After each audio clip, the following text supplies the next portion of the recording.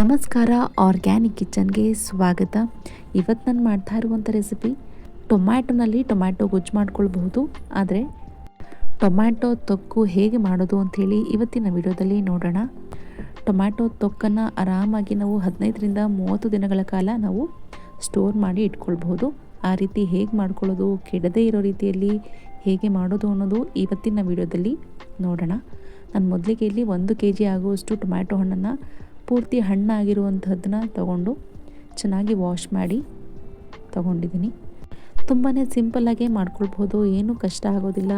ಆರಾಮಾಗಿ 10-15 ನಿಮಿಷಕ್ಕೆಲ್ಲ ಆಗುವಂಥ ರೆಸಿಪಿ ಇದು. ಇದನ್ನು ಚಪಾತಿ, ದೋಸೆ, ಬಿಸಿ ಅನ್ನಕ್ಕಂತೂ ಒಳ್ಳೆ ಕಾಂಬಿನೇಷನ್ ಅಂತಲೇ ಹೇಳ್ಬೋದು ತುಪ್ಪ ಹಾಕ್ಕೊಂಡು ತಿಂದರೆ. ಮೊದಲಿಗೆ ಟೊಮ್ಯಾಟೊನ ಈ ರೀತಿ ದಪ್ಪ ಸ್ಲೈಸಸಲ್ಲೇ ಕಟ್ ಮಾಡಿ ಇಟ್ಕೊಳ್ಬೇಕು. ಸಣ್ಣಕ್ಕೂ ಮಾಡ್ಕೊಳ್ಬೋದು ಅಥವಾ ಈ ರೀತಿಯೂ ಸಹ ಕಟ್ ಮಾಡಿ ಇಟ್ಕೊಳ್ಬೋದು. ಇದು 1 kg ಆಗುವಷ್ಟು ಟೊಮ್ಯಾಟೊನ ಬಳಸ್ಕೊಂಡ್ರೆ ಒಂದು 5ರಿಂದ 6 ಜನಕ್ಕೆ ಆಗುವಷ್ಟು ನಮಗಿಲ್ಲಿ ತೊಕ್ಕು ರೆಡಿ ಆಗುತ್ತೆ. ಹೆಚ್ಚಾಗಿ ಬೇಕು ಅಂತ ಹೇಳಿದ್ರೆ ಹೆಚ್ಚಿನ ಹಣ್ಣಿನ ಟೊಮ್ಯಾಟೊಗಳು, ಅದರಲ್ಲೂ ಹುಳಿ ಟೊಮ್ಯಾಟೊ ಬಳಸೋದು ತುಂಬಾ ಚೆನ್ನಾಗಿರುತ್ತೆ. ಇವಾಗ ಕಟ್ ಮಾಡಿದ್ದೆಲ್ಲ ಆಗಿದೆ. ಇವಾಗ ಏನು ಮಾಡಬೇಕು ಅಂದರೆ ಡೈರೆಕ್ಟ್ ಪ್ಯಾನಿಗೆ ಎಣ್ಣೆ ಹಾಕ್ಕೊಳ್ಳೋ ಅವಶ್ಯಕತೆ ಇಲ್ಲ. ಕಟ್ ಮಾಡ್ಕೊಂಡಿರುವಂತಹ ಟೊಮ್ಯಾಟೊನ ಹಾಕ್ಕೊಳ್ಬೇಕು. ತಳ ಹಿಡಿದಿರೋ ರೀತಿಯಲ್ಲಿ ಸ್ವಲ್ಪ ಲೋ ಫ್ಲೇಮ್ನಲ್ಲೇ ಇಟ್ಕೊಳ್ಳೋಣ. ಅದಾದಮೇಲೆ ಪೂರ್ತಿ 1 ಕಪ್ ಆಗುವಷ್ಟು ಹುಣಸೆ ಹಣ್ಣನ್ನು ಹಾಕ್ಕೊಳ್ತಾ ಇದ್ದೀನಿ. ಟೊಮ್ಯಾಟೊನೂ ಸಹ ಹುಳಿನೇ ಇದೆ. ಹುಣಸೆ ಹಣ್ಣನ್ನು ಹಾಕ್ಕೊಳ್ಬೇಕು. ಖಾರಕ್ಕೆ ಒಂದು 9ರಿಂದ 10 ಖಾರದ ಮೆಣಸಿನ್ಕಾಯಿನ ಹಾಕ್ಕೊಳ್ಬೇಕು. ಹಾಗೆಯೇ ರುಚಿಗೆ ತಕ್ಕಷ್ಟು ಉಪ್ಪನ್ನು ಹಾಕಿ ಇದನ್ನು ಒಂದು 5ರಿಂದ 10 ನಿಮಿಷ ಮೀಡಿಯಮ್ ಫ್ಲೇಮ್ನಲ್ಲೇ ಚೆನ್ನಾಗಿ ಬಾಯ್ಲ್ ಆಗ್ಲಿಕ್ಕೆ ಬಿಡಬೇಕು. ಟೊಮ್ಯಾಟೊ ಎಲ್ಲ ಸ್ಮ್ಯಾಶ್ ಆಗ್ಲಿಕ್ಕೆ ಬರಬೇಕು. ಅವಾಗವರೆಗೂ ಇದನ್ನು ಕುದಿಸ್ಕೊಳ್ಬೇಕು. ಎಣ್ಣೆ ಹಾಕ್ಕೊಳ್ಳೋ ಅವಶ್ಯಕತೆ ಇಲ್ಲ. ಸೊ ಹಾಗಾಗಿ ಲೋ ಫ್ಲೇಮ್ನಲ್ಲೇ ಮಾಡ್ಕೊಳ್ಳೋಣ. ತಳ ಏನೂ ಹಿಡಿಯೋದಿಲ್ಲ.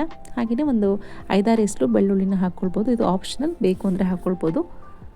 ಯಾಕೆಂದರೆ ಇದನ್ನು ಮತ್ತೆ ನಾವು ಒಗ್ಗರಣೆಯಲ್ಲೂ ಸಹ ಬೆಳ್ಳುಳ್ಳಿನ ಹಾಕ್ಕೊಳ್ಬೇಕು. ಹಾಗಾಗಿ ಟೊಮ್ಯಾಟೊ ಚೆನ್ನಾಗಿ ಸ್ಮ್ಯಾಶ್ ಆಗೋವರೆಗೂ ಇದಕ್ಕೊಂದು ಲೈಟಾಗಿ ಮಸಾಲೆ ರೆಡಿ ಮಾಡ್ಕೊಳ್ಳೋಣ. 1 ಸ್ಪೂನ್ ಆಗುವಷ್ಟು ಮೆಂತೆ, 1 ಸ್ಪೂನ್ ಆಗುವಷ್ಟು ಜೀರಿಗೆ, 1 ಸ್ಪೂನ್ ಆಗುವಷ್ಟು ಸಾಸಿವೆ, ಅರ್ಧ ಸ್ಪೂನ್ ಕಾಳುಮೆಣಸು, ಅರ್ಧ ಸ್ಪೂನ್ ಆಗುವಷ್ಟು ಸೋಂಪು, ಇದಿಷ್ಟನ್ನು ಹಾಕಿ ಇದನ್ನು ಡ್ರೈ ಫ್ರೈ ಮಾಡ್ಕೊಳ್ಬೇಕು. ಎಣ್ಣೆಯನ್ನು ಹಾಕ್ಕೊಳ್ಳೋ ಅವಶ್ಯಕತೆ ಇಲ್ಲ. ಈಗ ನಾವು ಹೇಗೆ ಉಪ್ಪಿನಕಾಯಿ ಮಾಡಿ ಇಟ್ಕೊಳ್ತೀವಲ್ವ, ಸೊ ಅದೇ ರೀತಿಯಲ್ಲಿ ಇದನ್ನು ಸಹ ಟೊಮ್ಯಾಟೊ ಉಪ್ಪಿನಕಾಯಿ ಅಂತ ಹೇಳಿದರೂ ಸಹ ತಪ್ಪಾಗೋದಿಲ್ಲ. ಅಷ್ಟು ಟೇಸ್ಟಿಯಾಗಿ ಚೆನ್ನಾಗಿರುತ್ತೆ. ಅದನ್ನು ಹುರಿದು ತಣ್ಣಗಾಗ್ಲಿಕ್ಕೆ ಬಿಡಬೇಕು. ಅದುವರೆಗೆ ಈ ಕಡೆ ನಮಗಿಲ್ಲಿ ಟೊಮ್ಯಾಟೊ ಸಹ ಚೆನ್ನಾಗಿ ಬಾಯ್ಲ್ ಆಗಿರುತ್ತೆ. ಈ ರೀತಿ ಪ್ರೆಸ್ ಮಾಡಿದ್ರೆ ಚೆನ್ನಾಗಿ ಸ್ಮ್ಯಾಶ್ ಆಗಬೇಕು. ನೀರನ್ನು ಸ್ವಲ್ಪನೂ ಸಹ ಹಾಕ್ಕೊಳ್ಬಾರ್ದು. ನೀರು ಹಾಕ್ಕೊಂಡ್ರೆ ತುಂಬ ದಿನ ಬಾಳಿಕೆ ಬರೋಲ್ಲ, ಬೇಗನೆ ಕೆಡುತ್ತೆ. ಇಲ್ಲ ನಾವು 1 ದಿನ 2 ದಿನಕ್ಕೆಲ್ಲ ಯೂಸ್ ಮಾಡಿ ಖಾಲಿ ಮಾಡ್ತೀನಿ ಅನ್ನೋದಾದರೆ ನೀರು ಹಾಕ್ಕೊಳ್ಬೋದು, ತೊಂದರೆ ಇಲ್ಲ. ಇವಾಗ ಎಲ್ಲ ತಣ್ಣಗಾದ್ಮೇಲೆ ಟೊಮ್ಯಾಟೊನ ಮೊದಲಿಗೆ ಮಿಕ್ಸಿ ಜಾರ್ನಲ್ಲಿ ಹಾಕಿ ಪೂರ್ತಿ ನುಣ್ಣಗೆ ರುಬ್ಕೊಳ್ಬೇಕು.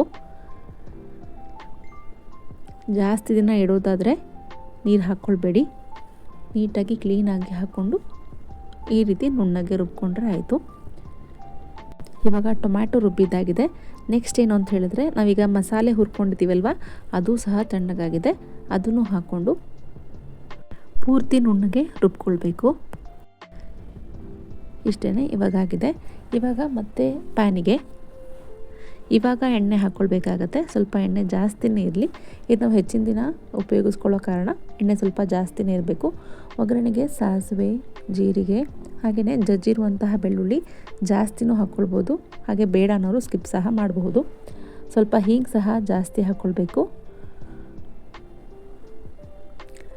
ನಂತರ ಕರ್ಬೇವಿನ ಸೊಪ್ಪು ಹಾಗೆಯೇ ಚಿಟಿಕೆ ಅರಿಶಿನ ಹಾಕಿ ಫ್ರೈ ಮಾಡಬೇಕು.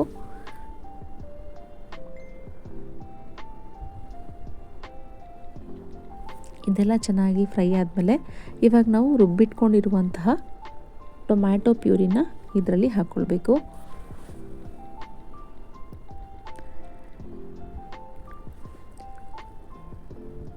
ಇವಾಗ ಟೊಮ್ಯಾಟೊ ಪ್ಯೂರಿನೂ ಸಹ ಹಾಕ್ಕೊಂಡು ಒಂದು 5 ನಿಮಿಷ ಆದರೂ ಇದನ್ನು ಕುದಿಲಿಕ್ಕೆ ಬಿಡಬೇಕು.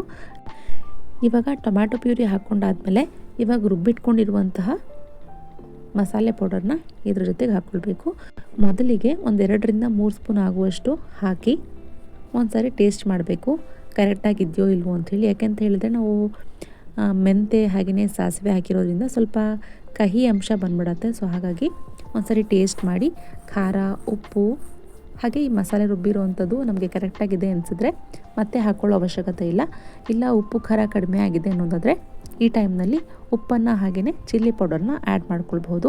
ಇಲ್ಲಿ ನಾವು ಹುಳಿ ಟೊಮ್ಯಾಟೊ ಬಳಸ್ಕೊಂಡಿದ್ದೀವಿ, ಹಾಗೆಯೇ ಹುಣಸೆ ಹಣ್ಣನ್ನು ಸಹ ಹಾಕಿರೋದ್ರಿಂದ ಇಲ್ಲಿ ಖಾರ ಹಾಗೆಯೇ ಉಪ್ಪು ಹೆಚ್ಚಾಗಿಯೇ ತೊಗೊಳುತ್ತೆ. ಹಾಗೆಯೇ ನಮಗೆ ಇನ್ನೊಂದು ಸ್ವಲ್ಪ ಮಸಾಲೆ ಪೌಡರ್ ಬೇಕಾಗಿತ್ತು, ಹಾಗಾಗಿ ನಾನು ರುಬ್ಬಿರುವಂಥ ಎಲ್ಲ ಪೌಡರ್ನು ಆ್ಯಡ್ ಮಾಡಿದ್ದೀನಿ. ಹಾಗೆಯೇ ಖಾರ ಸಹ ಕಮ್ಮಿ ಇತ್ತು, ಚಿಲ್ಲಿ ಪೌಡರ್ನ ಆ್ಯಡ್ ಮಾಡ್ಕೊಂಡಿದ್ದೀನಿ. ಇವಾಗ ಏನಿಲ್ಲ ಅಂದರೂ ಒಂದು 5 ನಿಮಿಷ ಆದರೂ ಲೋ ಫ್ಲೇಮ್ನಲ್ಲಿ ಸೈಡ್ನಲ್ಲಿ ಎಣ್ಣೆ ಬಿಡಲಿಕ್ಕೆ ಶುರುವಾಗುತ್ತೆ. ಅವಾಗವರೆಗೂ ಅದನ್ನು ಕುದಿಸ್ಕೊಳ್ತಾ ಬರಬೇಕು. ಸ್ವಲ್ಪ ಕೈ ಆಡಿಸ್ಕೊಳ್ಳೋಣ ಆವಾಗವಾಗ, ಇಲ್ಲಾಂದರೆ ತಳ ಹಿಡಿಯುತ್ತೆ. ಎಣ್ಣೆ ಇಲ್ಲಿ ಜಾಸ್ತಿನೇ ಬೇಕಾಗುತ್ತೆ ತೊಕ್ಕು ಮಾಡ್ಕೊಳ್ತಾ ಇರೋ ಕಾರಣ. ಟೇಸ್ಟ್ ಸಹ ಅಷ್ಟೇ ಚೆನ್ನಾಗಿ ಬಂದಿರುತ್ತೆ. ಯಾವಾಗಲೂ ಟೊಮ್ಯಾಟೊನಲ್ಲಿ ಟೊಮ್ಯಾಟೊ ಗೊಜ್ಜು ಮಾಡ್ಕೊಂಡು ತಿಂತಾನೆ ಇರ್ತೀವಿ, ಅದು ತಿಂದು ಬೋರಾಗಿರೋ ಟೈಮ್ನಲ್ಲಿ ಈ ರೀತಿ ಒಮ್ಮೆ ಟ್ರೈ ಮಾಡಿ. ತುಂಬಾ ಟೇಸ್ಟಿಯಾಗಿ ಡಿಫ್ರೆಂಟಾಗೂ ಸಹ ಟೇಸ್ಟ್ ಅನಿಸುತ್ತೆ. ಇದನ್ನು ಆರಾಮಾಗಿ ಗ್ಲಾಸ್ ಕಂಟೈನರಲ್ಲಿಟ್ಟು 15ರಿಂದ 30 ದಿನ ಸ್ಟೋರ್ ಮಾಡಿ ಇಟ್ಕೊಳ್ಬೋದು. ಬಿಸಿ ಬಿಸಿ ಅನ್ನದ ಜೊತೆಗೆ ತುಪ್ಪ ಹಾಕ್ಕೊಂಡು ಸರ್ವ್ ಮಾಡಿಕೊಂಡ್ರೆ ತುಂಬಾ ಟೇಸ್ಟಿಯಾಗಿ ಚೆನ್ನಾಗಿರುತ್ತೆ.